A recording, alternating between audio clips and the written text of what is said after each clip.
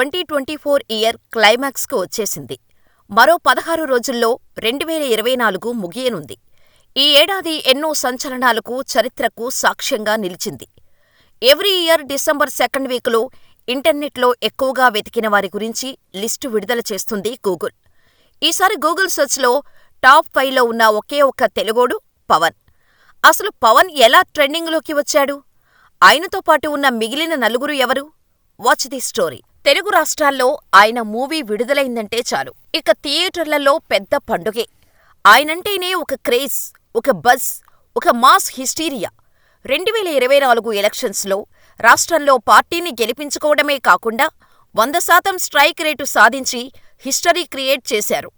మహారాష్ట్రలో ఆయన ప్రచారం చేసిన ప్రతి చోట మహాయుతి కూటమిని గెలిపించి మోడీకి ఊతమిచ్చిన ఒకే ఒక్క తెలుగోడు power star Pawan Kalyan. Lok Sabha elections తర్వాత యావత్ దేశం ఎవరీ పవన్ కళ్యాణ్ అంటూ గూగుల్ తల్లిని అడగటం మొదలుపెట్టారు. ఏపీ ఎన్నికల్లో కూటమి గెలుపుకు కారణమయ్యి ప్రధాని మోడీతో శభాష్ అనిపించుకున్నారు పవన్. తెలుగు రాష్ట్రాల్లో ఎవరికీ సాధ్యం కాని 100% స్ట్రైక్ రేటు సాధించి పవనంటే సినిమాలే కాదు, రాజకీయాల్లోనూ పవర్ స్టార్ అనిపించుకున్నారు. యాక్టర్గా, హిందూ ధర్మాన్ని కాపాడేందుకు వచ్చిన వారియర్లా ఏపీ డిప్యూటీ సీఎంగా ప్రజలకు దగ్గరయ్యారు పవన్. కారణమేదైనా సరే, పవన్ గురించి ఈ ఏడాది గూగుల్లో తెగ వెతికేశారు. ప్రధాని నరేంద్ర మోడీ, అమిత్ షా, సోనియా గాంధీ, రాహుల్ గాంధీ వంటి హేమాహేమీలను కాదని పవన్ కళ్యాణ్ గురించి తెలుసుకునేందుకు యావత్ దేశం ప్రయత్నించిందని గూగుల్ చెబుతోంది. గూగుల్ సెర్చ్లో టాప్ 5లో పవన్ 5వ స్థానంలో ఉన్నారు. మహారాష్ట్రలో మహాయుతి కూటమి తరపున ప్రచారం చేశారు. పవన్ ప్రచారం చేసిన పూణే కంటోన్మెంట్, బల్లార్పూర్, డెగ్లూర్, షోలాపూర్ నియోజకవర్గాల్లో బీజేపీ అభ్యర్థులే గెలిచారు. నియోజకవర్గాల వారీగా చూసుకుంటే పూణే కంటోన్మెంట్ నియోజకవర్గంలో మహాయుతి కూటమి తరపున బీజేపీ అభ్యర్థి కాంబ్లే సునీల్ ధ్యాన్ దేవ్ బరిలోకి దిగారు.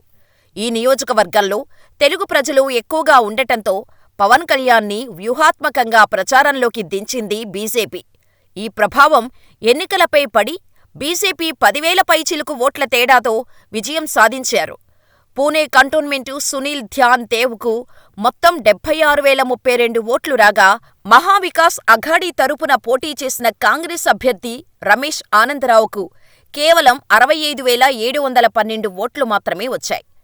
ఇక్కడ తెలుగు ప్రజల ఓట్లు చాలా కీలకం కాబట్టి పవన్ ప్రచారం బాగా పనిచేసిందనే చెప్పాలి.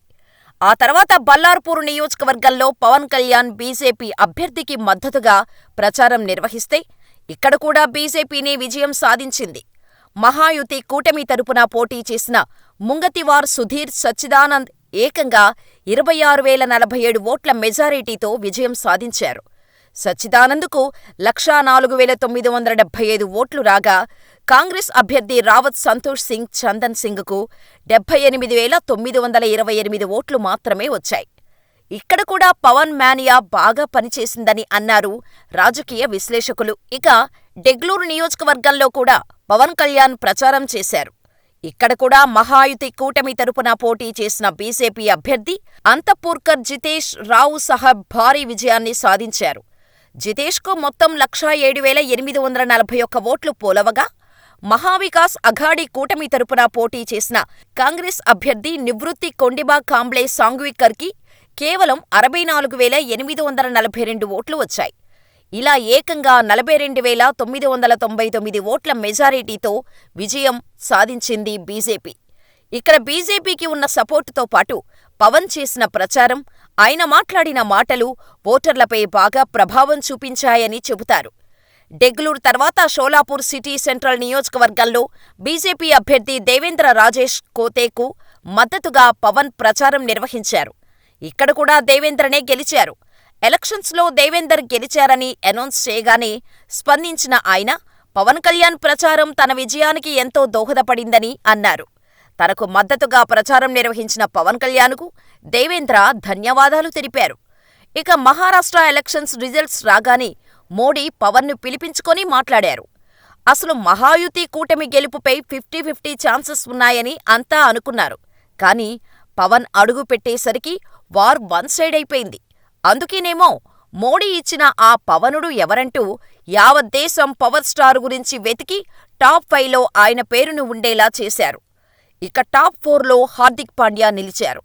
2024 హార్దిక్కు నిజంగా చేదు జ్ఞాపకంగా మిగిలిపోతుందేమో. ప్రొఫెషనల్ లైఫ్తో పాటు పర్సనల్ లైఫ్లోనూ బాగా స్ట్రగుల్ అయ్యాడు హార్దిక్. 2024 ఐపీఎల్లో ముంబై ఇండియన్స్ టీమ్ కెప్టెన్గా రోహిత్ను పక్కనపెట్టి హార్దిక్ బాధ్యతలు అప్పగించింది మేనేజ్మెంట్. దీంతో రోహిత్ ఫ్యాన్స్ హార్దిక్ను ఓ ఆట ఆడేసుకున్నారు. ఈ ఏడాది అత్యధికంగా ట్రోలింగ్కు గురైన క్రికెటర్ కూడా హార్దికే. అయితే ఈ 2024లో టీ20 వరల్డ్ కప్లో తన పర్ఫార్మెన్స్తో కమ్బ్యాక్ ఇచ్చి క్రికెట్లో హీరో అని అనిపించుకున్నాడు. కానీ పర్సనల్ లైఫ్లో మాత్రం జీరోగా మారారు. వైఫ్ నటాషాతో విడాకులు తీసుకుని అందరికీ షాకిచ్చాడు హార్దిక్. హార్దిక్ తర్వాత స్థానంలో ఉంటే టాప్ 3లో ఉన్నది చిరాగ్ పాస్వాన్. లోక్ జనశక్తి పార్టీ ఫౌండర్ అయిన రామ్ విలాస్ పాస్వాన్ కొడుకే ఈ చిరాగ్ పాస్వాన్.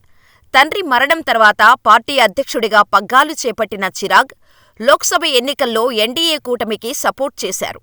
ఈసారి ఎన్నికల్లో గెలిచి ఏకంగా మోడీ క్యాబినెట్లో చోటు సంపాదించుకున్నాడు చిరాగ్. అతి చిన్న వయసులోనే కేంద్ర మంత్రిగా ఎదిగిన వారిలో చిరాగ్ పేరు సంపాదించాడు. ఇక టాప్ 2లో బీహార్ ముఖ్యమంత్రి, జనతాదళ్ పార్టీ అధినేత నితీష్ కుమార్ ఉన్నారు. ఈ ఏడాది దేశ రాజకీయాల్లో చక్రం తిప్పి కేంద్ర రాజకీయాల్లో కీలకంగా మారారు.